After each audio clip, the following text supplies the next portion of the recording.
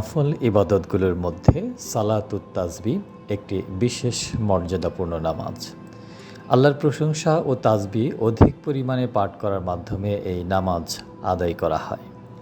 ইসলামী বর্ণনায় বলা হয়েছে এই নামাজের অন্যতম ফজিলত হল মানুষের জীবনের বহু গুনাহ মাফ হয় এবং বিপুল সওয়াব লাভ করা যায়। সালাতুত তাসবিহ সম্পর্কে হাদিসে গুরুত্বপূর্ণ বর্ণনা পাওয়া যায়। সুনানে আবু দাউদ এর 1297 হাদিসে এসেছে, আবদুল্লাহ ইবনে আব্বাস রাদিয়াল্লাহু আনহু বলেন, একদিন রাসূলুল্লাহ সাল্লাল্লাহু আলাইহি সাল্লাম আমার পিতা আব্বাস ইবনে আব্দুল মুত্তালিব রাদিয়াল্লাহুকে বলেন, চাচাজান, আমি কি আপনাকে উত্তম তাসবিহ শিক্ষা দেব? যখন আপনি তা পালন করবেন, আল্লাহ আপনার পূর্বের নতুন পুরাতন ইচ্ছা অনিচ্ছায় ছোট বড় সকল প্রকার পাপ ক্ষমা করবেন। তা হলো 4 রাকাত নামাজ। প্রতি রাকাতে সূরা ফাতিহা এবং পরে একটি সূরা পড়বেন। প্রথম রাকাতে কিরাত পড়া হলে দাঁড়ানো অবস্থায় 15 বার বলবেন, সুবহানাল্লাহি ওয়ালহামদুলিল্লাহি ওয়ালা ইলাহা ইল্লাল্লাহু আল্লাহু আকবার। তারপর রুকু করবেন এবং রুকু অবস্থায় পড়বেন 10 বার। রুকু হতে সোজা হয়ে দাঁড়াবেন এবং এই অবস্থায় তাসবিহ পড়বেন 10 বার। তারপর সিজদায় নত হবেন এবং 10 বার তাসবিহ পড়বেন। এরপর সিজদা থেকে মাথা তুলে 2 সিজদার মধ্যবর্তী সময়ে তাসবিহ 10 বার পড়বেন। তারপর আবার সিজদায় যাবেন এবং সেই অবস্থায় 10 বার তাসবিহ পড়বেন। তারপর দ্বিতীয় সিজদা থেকে মাথা তুলে আবারও 10 বার তাসবিহ পড়বেন।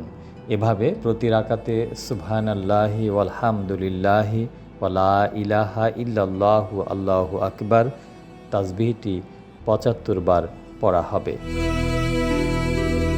4 রাকাত নামাজের প্রতি রাকাতে এভাবে করবেন। যদি প্রতিদিন একবার এই নামাজ পড়তে পারেন পড়বেন, না হলে প্রতি জুমার দিন একবার পড়বেন, তাও না পারলে প্রতি মাসে একবার, তাও না হলে বছরে একবার, এবং সেটিও যদি না পারেন তবে জীবনে অন্তত একবার পড়বেন। মুসনাদে আহমদের 2128 হাদিসে আবু রাফে রাদিয়াল্লাহু আনহু থেকে বর্ণিত, রাসূলুল্লাহ সাল্লাল্লাহু আলাইহি ওয়াসাল্লাম বলেছেন, যে ব্যক্তি সালাতুত তাসবিহ আদায় করবে, আল্লাহ তার আগের ও পরের গুনাহ মাফ করে দেবেন। তাসবিহ পাঠ ভুলে গেলে করণীয় কি? কোনো এক স্থানে তাসবিহ পড়তে সম্পূর্ণ ভুলে গেলে বা সংখ্যায় কম পড়লে পরবর্তী যে রাকাতেই স্মরণ আসুক সেখানে সংখ্যার সঙ্গে ভুলে যাওয়া তাসবিহগুলো আদায় করে নিতে হবে। তবে রুকু থেকে দাঁড়ানো ও 2 সিজদার মাঝখানে পূর্বের ভুলে যাওয়া তাসবিহগুলো আদায় করা যাবে না। এই নামাজে কোনো কারণে সিজদায়ে সাহু ওয়াজিব হলে সেই সিজদা এবং তার মধ্যকার বৈঠকে ওই তাসবিহ পাঠ করতে হবে না। তাসবিহর সংখ্যা মনে রাখতে আঙ্গুলের উপর গণনা না করাই উত্তম, যাতে নামাজের একাগ্রতা নষ্ট না হয়। তবে ভুলে যাওয়ার আশঙ্কা থাকলে আঙ্গুলের মাথা চেপে বা অন্য কোনো উপায়ে গণনা করা জায়েজ আছে।